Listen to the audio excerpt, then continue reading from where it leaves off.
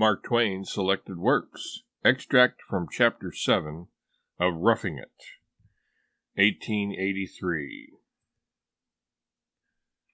Next morning I felt pretty rusty and low-spirited. We went booming along, taking a good many chances, for we were anxious to get out of the river, as getting out to Cairo was called, before night should overtake us.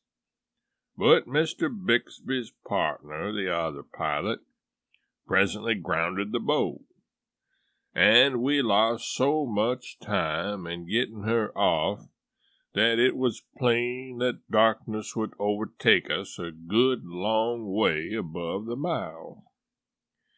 This was a great misfortune, especially to certain of our visiting pilots, whose boats would have to wait for their return, no matter how long that might be.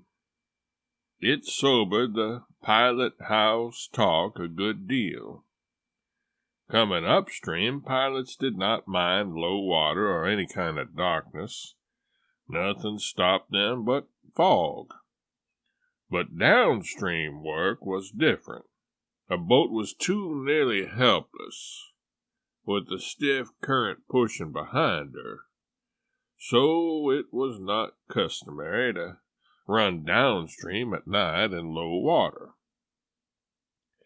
There seemed to be one small hope, however. If we could get through the intricate and dangerous Hat Island crossing before night, we could venture the rest, for we would have plainer sailing and better water. But it would be insanity to attempt Hat Island at night. So there was a deal of looking at watches all the rest of the day and a constant ciphering upon the speed we were making. Hat Island was the eternal subject. Sometimes hope was high, and sometimes we were delayed in a bad crossing, and down it went again. For hours all hands lay under the burden of this suppressed excitement.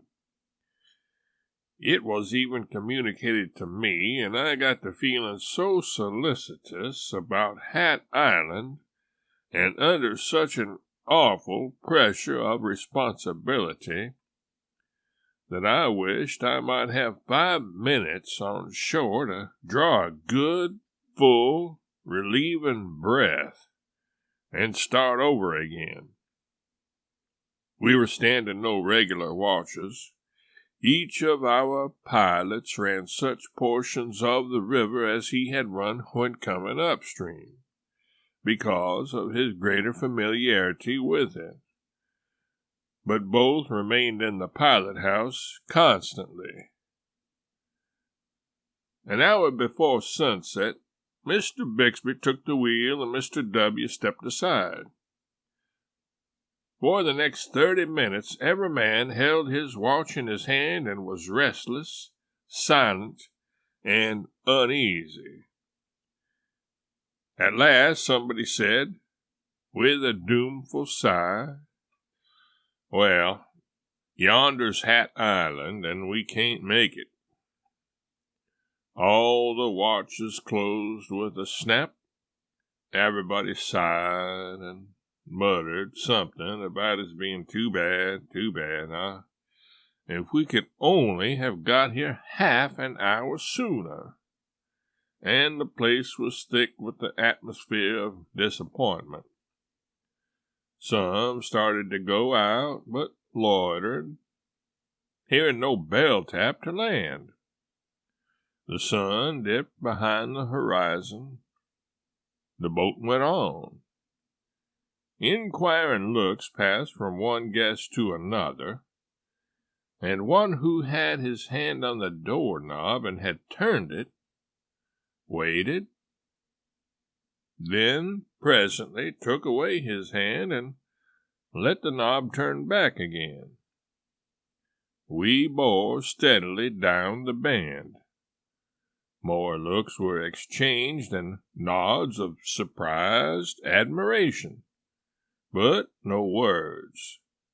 Insensibly the men drew together behind Mr. Bixby, as the sky darkened and one or two dim stars came out. The dead silence and sense of waiting became oppressive. Mr. Bixby pulled the cord, and two deep, mellow notes from the big bell floated off on the night. Then a pause, and one more note was struck. The watchman's voice followed from the hurricane deck. "Larboard lead there, starboard lead." The cries of the leadsmen began to rise out of the distance and were gruffly repeated by the word passers on the hurricane deck. "Mark 3, Mark 3, quarter less 3, half twain, quarter twain, Mark Twain, quarter less." Mr. Bixby pulled two bell ropes, and was answered by faint janglings far below in the engine room, and our speed slackened.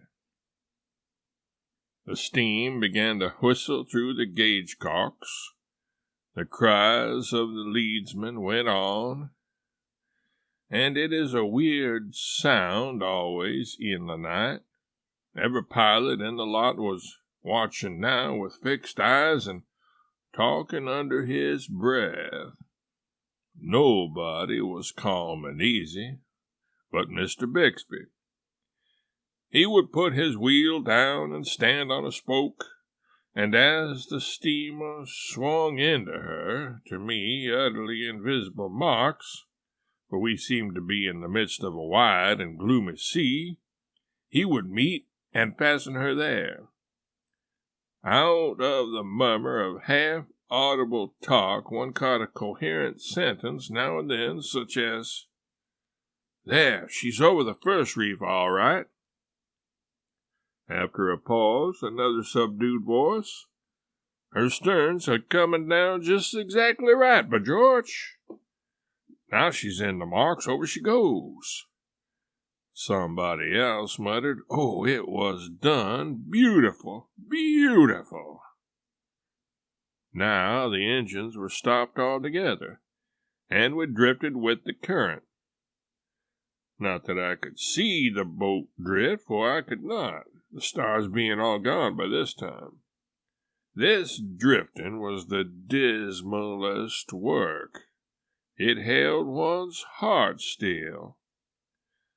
Presently I discovered a blacker gloom than that which surrounded us. It was the head of the island.